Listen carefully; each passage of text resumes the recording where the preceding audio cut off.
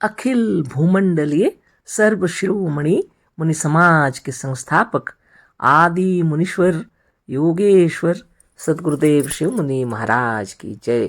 उपस्थित मुनि वृंद, साधु सज्जन वृंद, संत वृंद, साधक वृंद, आध्यात्म ज्ञान के जिज्ञासु और प्रेमियों, सभी श्रोता वृंद, आप सभी को मेरा कोटिशः नमन, सप्रेम जय जीव। तो आध्यात्मिक चर्चा चल रही है और हम लोग सदगुरुदेव शिव मुनि महाराज रचित ग्रंथ यजुर्वेद सूक्ष्म के अंतर्गत अध्याय 1 पर विचार कर रहे हैं।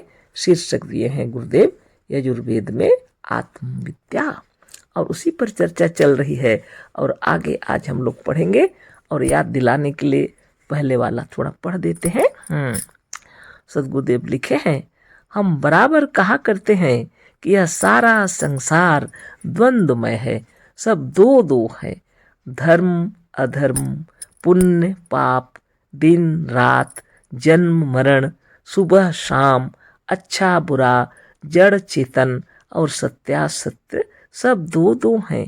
इसी तरह से चेतन संसार और जड़ संसार यह भी दो हैं, एक सत्य दूसरा असत्य, एक अनादि है दूसरा आदि है, एक अविनाशी दूसरा नाशमान है, एक सत्य है दूसरा मिथ्या है, एक कल्पना करने वाला है दूसरा उसकी कल्पना है। इसे पढ़ चुके थे, है ना। तो एक कल्पना करने वाला है दूसरा उसकी कल्पना है। आप कल्पना करने वाले हैं और सारा विश्व आपकी कल्पना है। जितने व्यष्टि आत्मा अकेला और समष्टि आत्मा संपूर्ण विश्व में जितनी आत्मा है, सबकी कल्पना से सारा विश्व ब्रह्मांड भासित हो रहा है। सिर्फ मनुष्य ही नहीं, सभी प्रकार की जीव जंतुओं की सबकी कल्पना से सारा विश्व ब्रह्मांड भासित हो रहा। सदगुरुदेव लिखे हैं, आगे पढ़ते हैं हम लोग। एक सेव है, आम है या पेड़ा है, यह सब जड़ संसार की चीजें हैं। गुरुदेव कह रहे हैं, एक सेव है, ये आम है या पेड़ा है जो मिठाई होती है ना, यह सब जड़ संसार की चीजें हैं। सेव आम या पेड़े में दो चीजें हैं, एक उसका रूप दूसरा उसका स्वाद। गुरुदेव कह रहे हैं, सेव हो तो उसका एक आकार है, आम है उसका एक आकार है, पेड़ा है उसका एक रूप या आकार है ना। इसमें दो चीजें हैं, गुरुदेव कह रहे हैं, एक तो उसका स्वाद और दूसरा उसका रूप। सेव का भी क्या मिठास है कि खटास है, आम मीठा है कि खट्टा है, पेड़ा तो मीठा ही होता है ना, उसका आकार है, इस सबको बता रहे हैं गुरुदेव। पेड़ा मीठा है पर पेड़े को नहीं मालूम कि हमारे में मिठाई है। सदगुरुदेव कह रहे हैं, पेड़ा मीठा है लेकिन पेड़े को नहीं मालूम कि हमारे में मिठाई है। पेड़ा गोल है पर पेड़ा नहीं जानता कि हम गोल हैं। इसी तरह से चांदी, सोना और हीरा यह सब स्वयं नहीं जानते कि हम सोना, चांदी, सोना और हीरा है ना, और बड़े मूल्यवान है। इनका मूल्य मनुष्य लगाता है, चेतन और बुद्धिमान है ना, सारा जानता है कि यह सोना, चांदी या हीरा है। मनुष्य जानता है लेकिन हीरे मोती को पता नहीं है, गुरुदेव कह रहे हैं, है ना। हम सोना है ऐसा है, सोने को पता नहीं। हम हीरा हैं, सोना हीरा किसी को पता नहीं। हम बड़े मूल्यवान हैं, उनको कुछ भी पता नहीं है। उनको क्या बोले, यह तो जड़ तत्व है। इनका मूल्य मनुष्य लगाता है। यह हीरा है, यह सोना है, यह हीरा इतना मूल्यवान है कि सोना की चांदी मूल्यवान है, इसका पता मनुष्य ही लगाता है। इनके बारे में बताता है मनुष्य, बतलाता है ना। गुरुदेव का कहना है, हीरे का मूल्य मनुष्य की समझ में है। हीरा तो यह भी नहीं जानता कि हम हीरा हैं। इसी तरह से सारा जड़ संसार यह नहीं जानता कि हम संसार हैं, है ना। तो उदाहरण देकर गुरुदेव बतला रहे हैं, इसी तरह से सारा जड़ संसार जो है नहीं जानता है कि हम जड़ संसार हैं, कि हम संसार हैं, कि मेरा अस्तित्व है कि नहीं है, कि हम हैं कि नहीं हैं। संसार को कुछ भी पता नहीं है। यह तो मनुष्य जानता है, यह संसार है।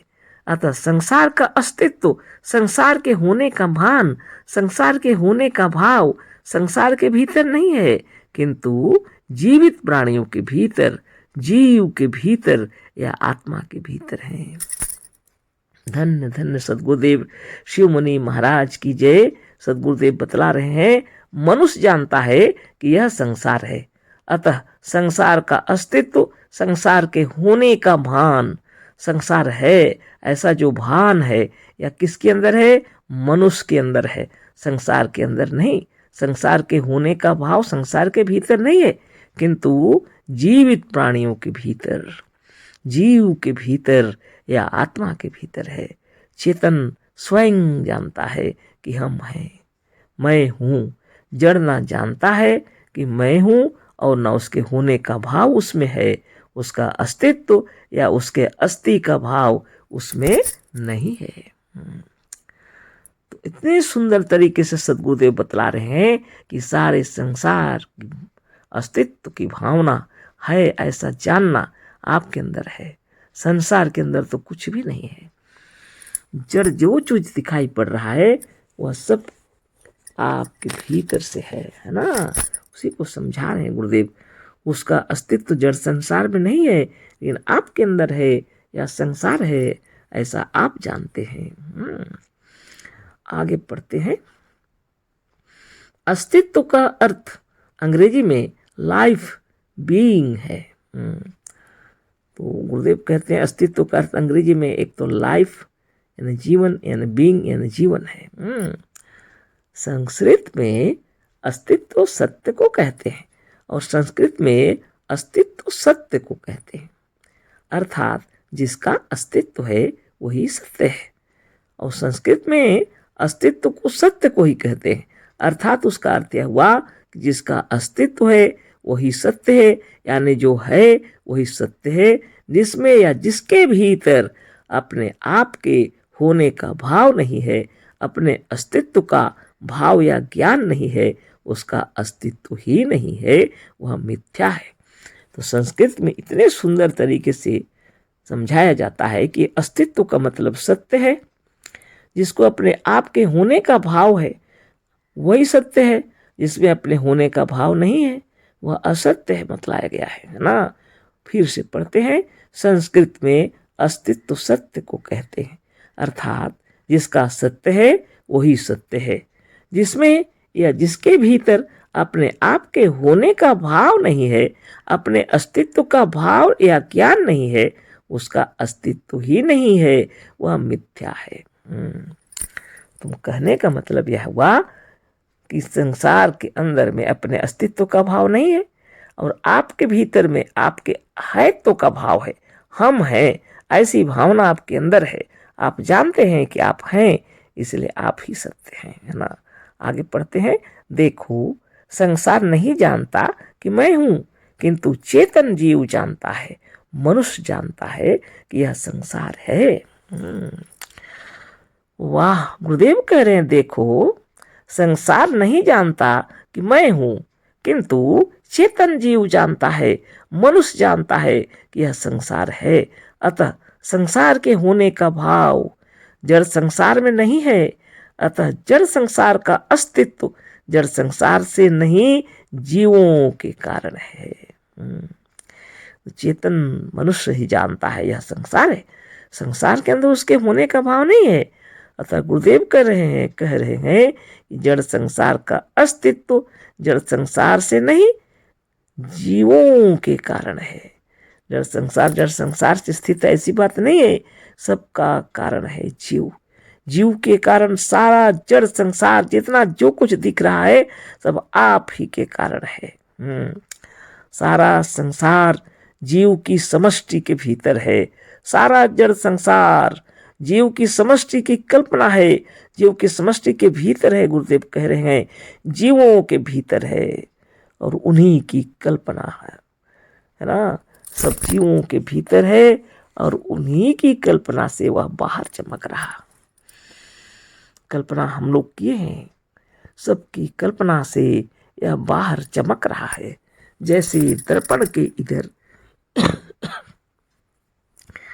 जैसे दर्पण के इधर की चीजें दर्पण के भीतर मालूम होती हैं, दर्पण के बाहर में चीजें रखी हुई है, लेकिन हम लोग देखते हैं दर्पण के अंदर में भी दिखता है ना।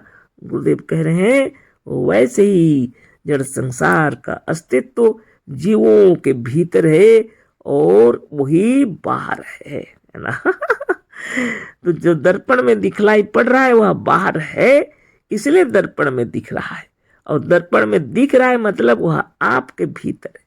जड़ संसार में जो दिख रहा है, जड़ संसार जो दिख रहा है आपके अंदर से बाहर प्रकाशित हुआ है। जैसे दर्पण के इधर की चीजें दर्पण के भीतर मालूम होती हैं, जैसे स्वप्न संसार स्वप्न देखने के भीतर दिखाई देता है। उदाहरण दे रहे हैं गुरुदेव, जैसे आप स्वप्न देखते हैं, जब आप स्वप्न देखते हैं तो उस संसार में घूम रहे हैं।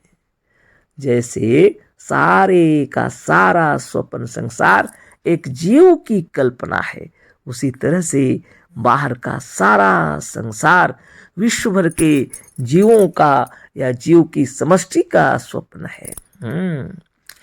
एक व्यक्ति स्वप्न देख रहा है तो उस स्वप्न के संसार में दौड़ रहा, घूम रहा, तो उसी के अंदर में स्वप्न है। जागते ही वह स्वप्न विलीन हो जाती है अपना आप में।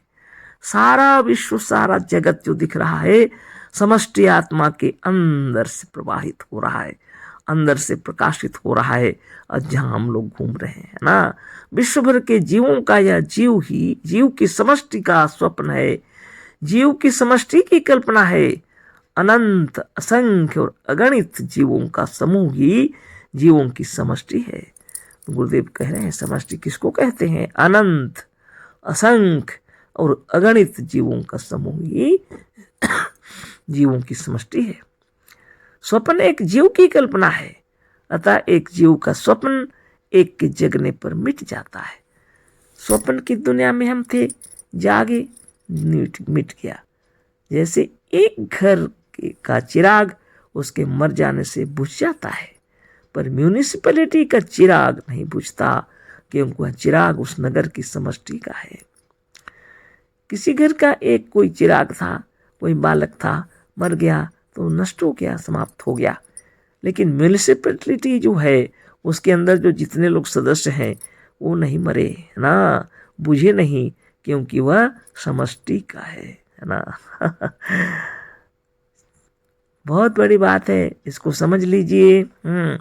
आपकी व्यष्टि आत्मा, आपकी अंतरात्मा, जब आप सोते हैं तो स्वप्न का एक नजारा दिखाई पड़ता है।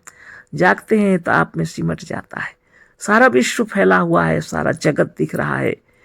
हम लोग के लिए पूरा संसार विश्व जगत दिखलाई पड़ रहा है।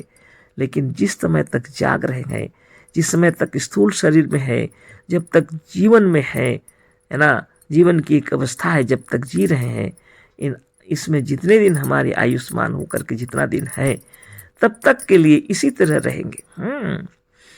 लेकिन जब अपनी आत्मा को एकांत की आवश्यकता पड़ेगी, इस सब को छोड़कर सुख में सिमट कर चले जाएंगे।